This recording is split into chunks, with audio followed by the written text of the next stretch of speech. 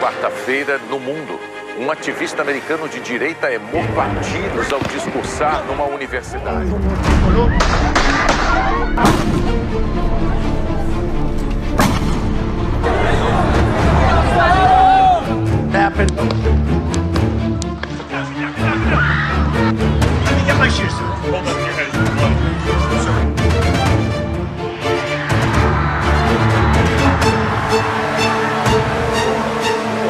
Nós estamos dispostos a oferecer a você o seguinte: um bom paredão, onde vamos colocá-lo na frente de uma boa espingarda, com uma boa bala, e vamos oferecer depois de uma boa pá, uma boa copa.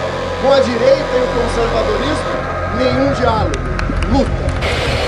Charlie Kirk, Rehavam Ze'evi, Álvaro Uribe Vélez, Pim Fortuyn, Jacques Chirac, George W. Bush, Narendra Modi, Yehuda Glick, Donald Trump de novo, Steve Scalise, Theresa May, Jair Messias Bolsonaro, Frank Magnitsky, Walter Lubitsch, Sir David Amess, Shinzo Abe, Imran Khan, Fumio Kishida e Miguel Uribe.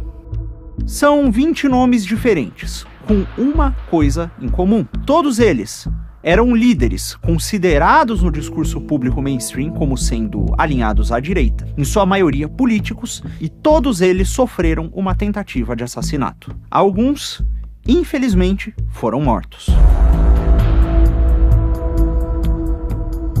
E isso só falando dos casos que aconteceram a partir dos anos 2000. E o pior de tudo isso é que não se tratam de assassinos radicais que são uma exceção dentro do campo de pensamento progressista. Na verdade,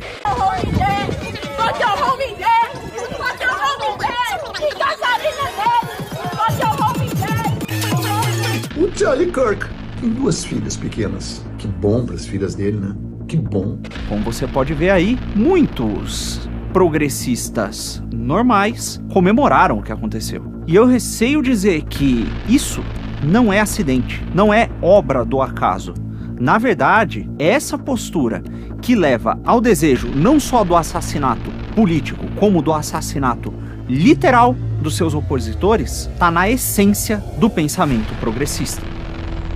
Muitas das pessoas que se dizem mais alinhadas à direita ou se identificam mais com o centro democrático liberal não perceberam que, no fundo, estão alimentando um monstro que, no final das contas, vai devorá-los. Isso não é de agora. Na verdade, essa maneira de pensar está presente na esquerda desde o seu princípio. Olha, a noção de esquerda e direita, num sentido mais profundo, está presente na cultura humana desde muito antes da Revolução Francesa. Mas foi durante o período dessa revolução em que, ao menos politicamente, esses termos foram usados. O conceito era simples. Isso todo mundo já deve ter ouvido na escola. Havia uma espécie de insatisfação generalizada com os rumos que a monarquia francesa estava tomando. Em alguns casos, essas críticas e essa insatisfação eram muito justificáveis. Houve mesmo uma decadência da monarquia. Mas, para os nossos propósitos, isso aqui não importa tanto. O que importa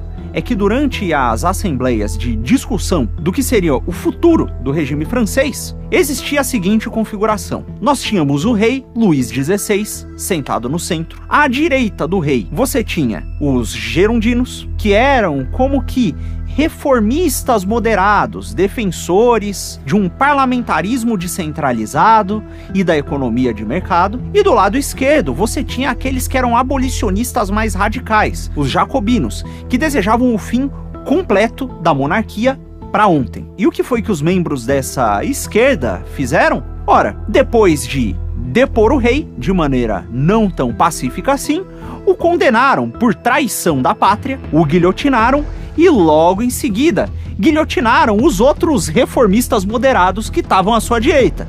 apesar deles não serem per se defensores da monarquia. E não foi só os opositores políticos deles que morreram, não. Na verdade, sob o lema da liberdade, igualdade e fraternidade, os revolucionários jacobinos assassinaram absolutamente todos aqueles que pareciam representar uma ameaça mínima ao novo regime republicano. Chegando ao extremo de, depois de suprimir as atividades religiosas em toda a França, invadir um mosteiro carmelita, onde estavam isoladas no claustro 16 freiras que não faziam nada senão trabalhar para sua subsistência e rezar, e levá-las à guilhotina, assassinando-as como uma ameaça ao regime e aos valores do regime. Sob o pretexto da liberdade, suprimiram o culto. Da igualdade, assassinaram todas as autoridades que não estavam ao seu lado. E sob o pretexto da fraternidade, fizeram um fratricídio em massa, assassinando muitos dos seus irmãos franceses. Esse episódio aí do Martírio das Freiras, inclusive, inspirou aquela peça do Bernanos chamado Diálogo das Carmelitas, que depois virou filme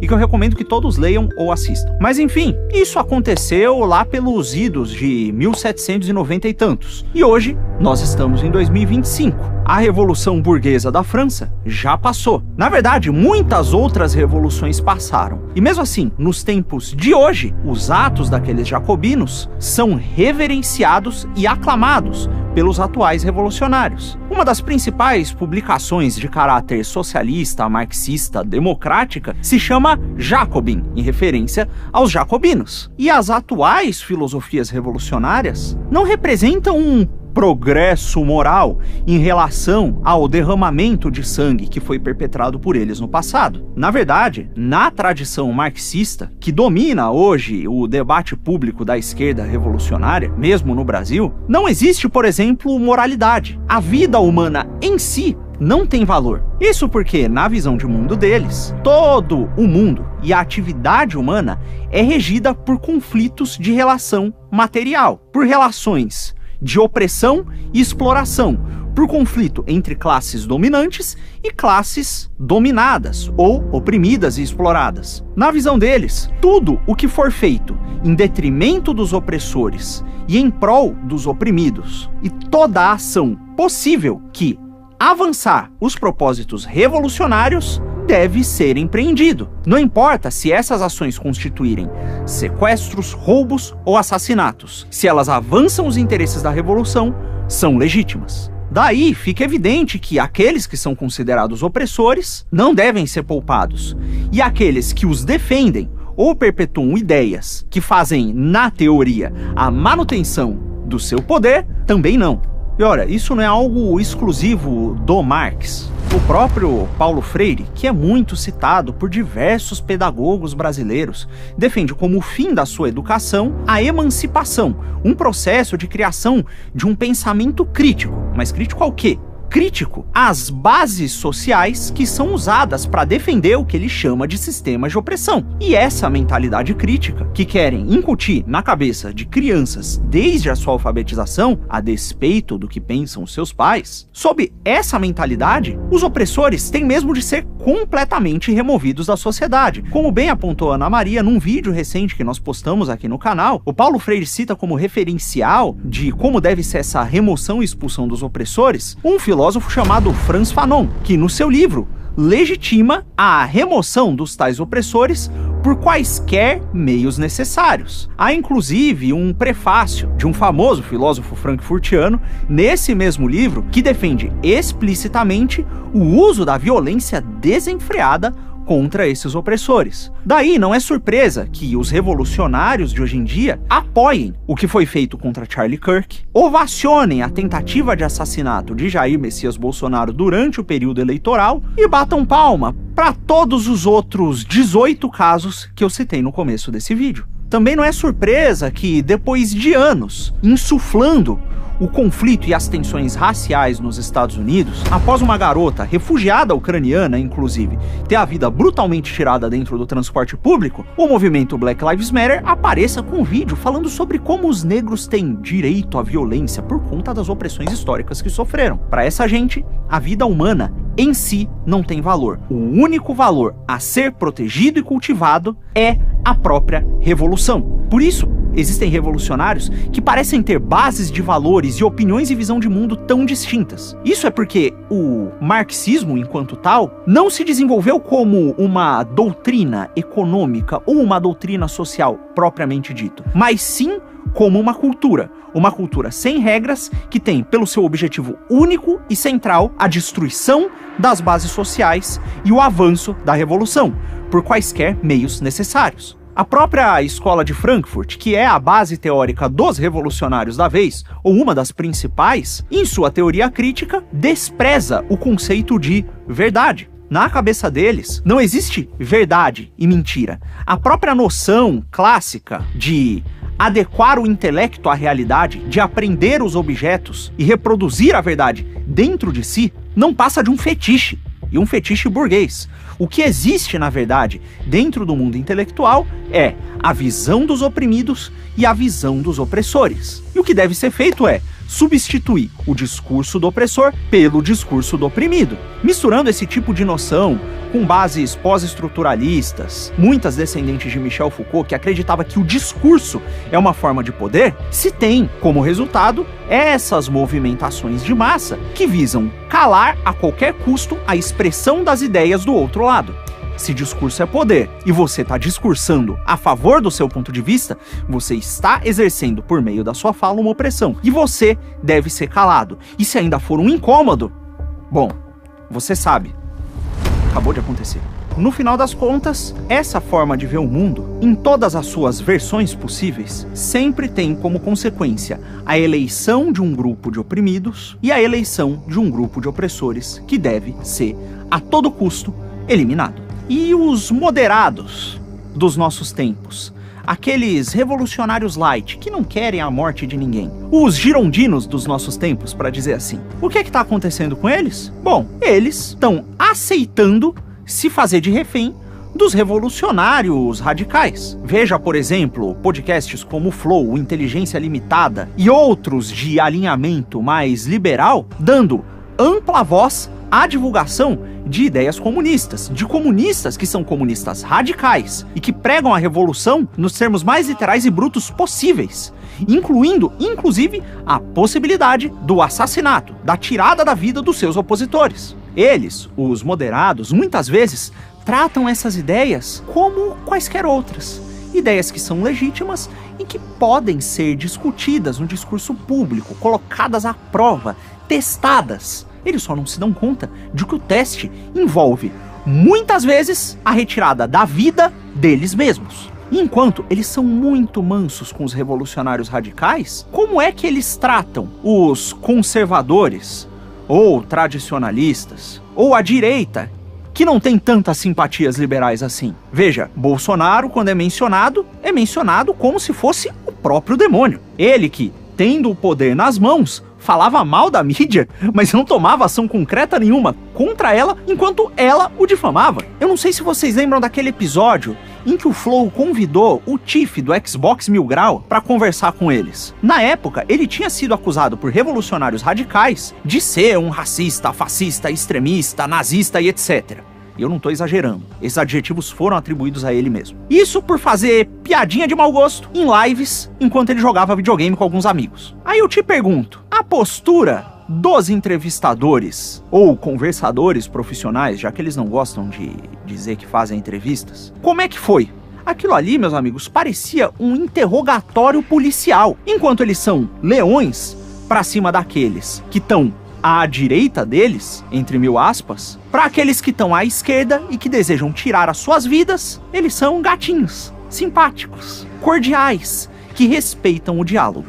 Dessa maneira, os revolucionários radicais, na prática, expulsam toda a voz conservadora do discurso. E isso, novamente, não é por acidente. É só ouvir outra vez a opinião dessas pessoas a respeito de como se deve dar o diálogo com vozes conservadoras. Com a direita e o conservadorismo, nenhum diálogo, luta.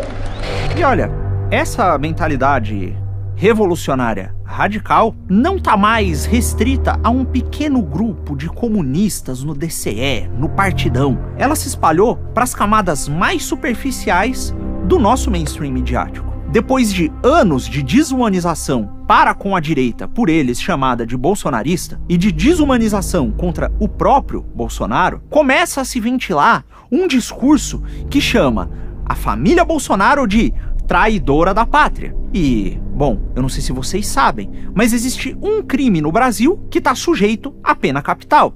É o crime de traição da pátria. O próprio presidente Lula fala abertamente que os Bolsonaro têm que responder por traição à pátria. E membros de uma direita anti-bolsonarista curiosamente ecoam o mesmo discurso. Enquanto essa cama de gato retórica vem sendo montada, veículos do Grupo Globo repercutem manchetes como essas aqui, que dizem que, mesmo depois da sua prisão, Bolsonaro ainda representa uma ameaça institucional. Se preso, ele representa ameaça? O que é que tem que fazer com ele então, né? Eu vou deixar a consequência lógica para você aí pensar e descobrir sozinho. Mas eu imagino que, dado o contexto e os eventos recentes, você já saiba qual seja a resposta. Agora, tirando um pouco esse zoom que a gente deu aqui no Brasil, vamos olhar para a situação como um todo, especialmente para o que está acontecendo lá nos Estados Unidos. Depois que aconteceu essa situação toda com o Charlie Kirk, a temperatura lá subiu e muito. Os ânimos no discurso público estão muito exaltados. Existe uma movimentação de tentativa de perseguição daqueles que comemoraram a morte do Charlie Kirk, estão indo atrás dos empregadores deles, causando demissão.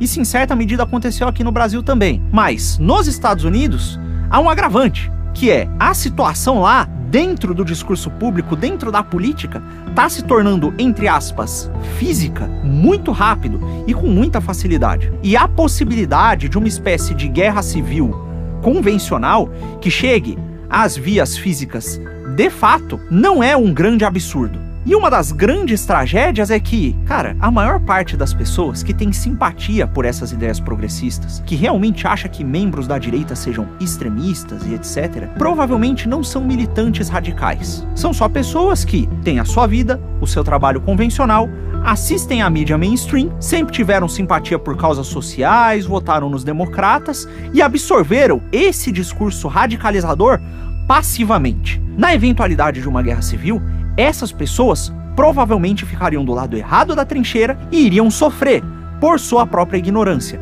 sendo tão vítimas do progressismo contra os militantes radicalizados e as grandes associações financiadas com orçamentos bilionários para espalhar esse discurso pela sociedade. No meio desse fogo cruzado aí, muita gente inocente pode acabar perdendo a vida. E olha, não é como se já não tivesse perdendo, né?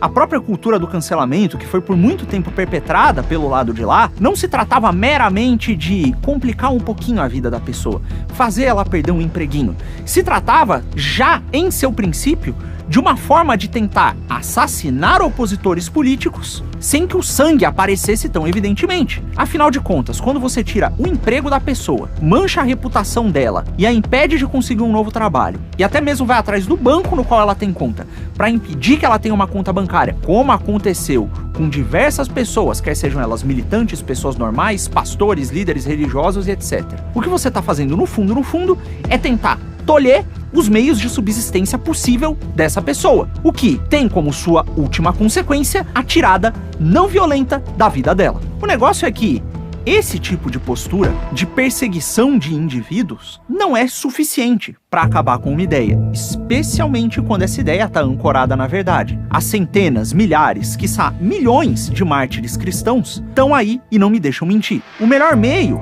na verdade, de acabar com a distribuição de uma ideia é proibindo-a no discurso público. E, desde que o Trump entrou no poder, o que é que ele tem feito concretamente para combater o wokeísmo? Ele tem ido atrás das principais fontes de financiamento. Foi atrás da USAID, que financiava veículos woke subversivos no mundo inteiro. Tá vistoriando ONG por ONG para ver quais delas estão promovendo esse tipo de coisa que destrói o tecido social. Tá tirando esse currículo woke das universidades, pelo menos das universidades sobre as quais o governo tem algum poder, e estimulando que elas promovam um currículo mais são. Aos poucos, a fonte que financia, as ONGs que financiam o espalhamento desse discurso na sociedade está sendo diminuída. Eventualmente vai secar.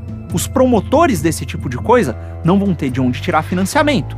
vão arrumar trabalhos normais, continuarão tendo seus meios de subsistência, mas as suas ideias deixarão de ter tração. Até porque tem um outro componente muito importante aí, né? O discurso público, no geral. As pessoas normais estão começando a ficar aos poucos de saco cheio disso. E sem o constante reforço desse discurso, que coloca todos os opositores do wokeísmo como extremistas malditos que têm que morrer, passivamente a influência dessas ideias sobre a cabeça de pessoas normais e razoáveis some. E com o tempo, esses que são mais ideológicos também somem do discurso público e somem dos palanques. E isso sem nenhuma gota de sangue precisar ser derramada e sem nenhuma pessoa concretamente precisar ser cancelada.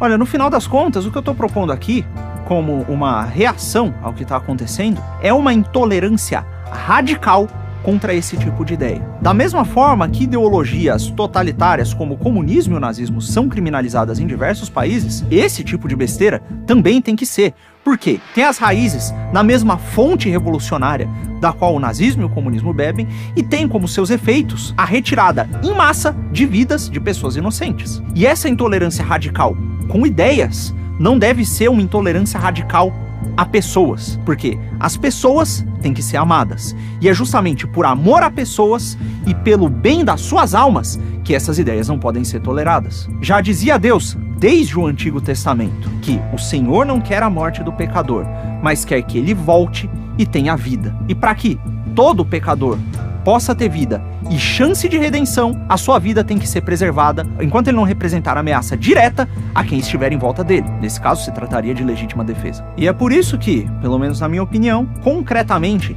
quem merece o escrutínio não é o chão de fábrica, o peão que tá ali gritando besteira no Twitter, e sim aqueles que são os divulgadores e mantenedores de todo o ecossistema que gera o espalhamento dessas ideias. Até porque, enquanto a gente foca nesses indivíduos, a Globo continua publicando atrocidades, as inúmeras fundações continuam financiando os doidinhos por aí, o sistema e as suas engrenagens continuam funcionando e a máquina toda continua rodando, enquanto as pessoas que compõem o tecido social se separam cada vez mais e a animosidade entre elas só aumenta. Enfim, eu sei que é um assunto difícil e que as últimas semanas, ou a última semana, foi muito pesada. Peço a compreensão de vocês, eu sei que não é fácil falar sobre esse tipo de coisa, e peço também que vocês comentem as opiniões de vocês aqui embaixo, para que a gente possa discutir melhor esse assunto. E assista esse vídeo aqui sobre como essa máquina de desinformação e promoção dessas ideologias atuou